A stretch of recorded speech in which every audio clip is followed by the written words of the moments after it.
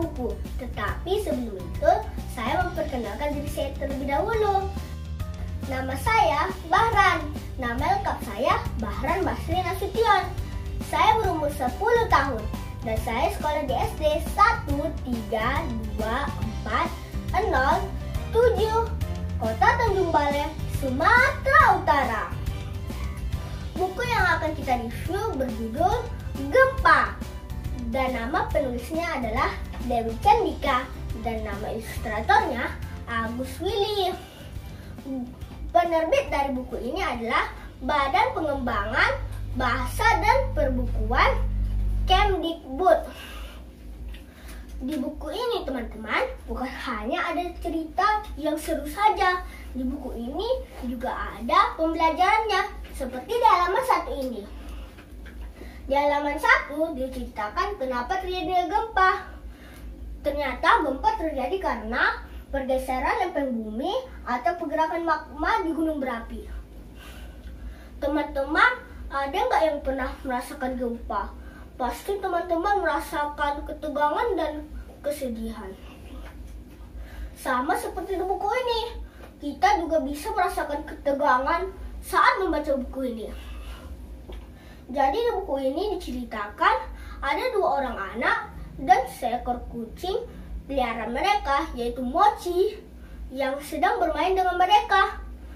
Nama anak pertama yaitu Lucky dan yang kedua itu Altaf. Mereka sedang ditinggal ibu mereka karena ibu mereka sedang berbelanja. Saat asik bermain bola, tiba-tiba Mochi, si kucing mereka, tampak kebingungan dan berlari-lari mengitari ruangan. Dan dia pun meringkuk di dekat sofa. Dan tiba-tiba lantai pun bergoyang dan buku-buku berjatuhan dan terdengarlah suara jeritan gempa. Disitulah bagian yang saya suka teman-teman. Dan ternyata Lucky adalah anak yang suka membaca buku dan dia pun mengingat kalau dia pernah membaca buku tentang gempa. Dan dia langsung mengatakan kepada adiknya, "Dik, jangan panik, Dik."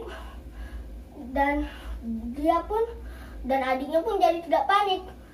Dan dia pun mengambil bantal dan yang akan diletakkan di kepalanya. Setelah itu, apa yang akan terjadi ya teman-teman? Apakah mereka akan selamat? Jadi baca buku ini teman-teman. Kalian bisa mengunduhnya di website www.kemdikbud.go.id. Dan sekali lagi, saya sangat merekomendasikan buku ini karena selain keseruan, menariknya dan ketegangan yang bisa kita rasakan di buku ini juga ada tipsnya. Tips agar kita dapat menghindari gempa.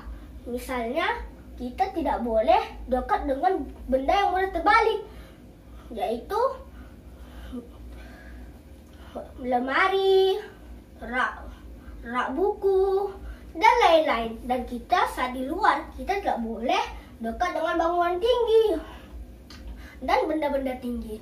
Dan di buku ini teman-teman juga ada pesan moralnya loh.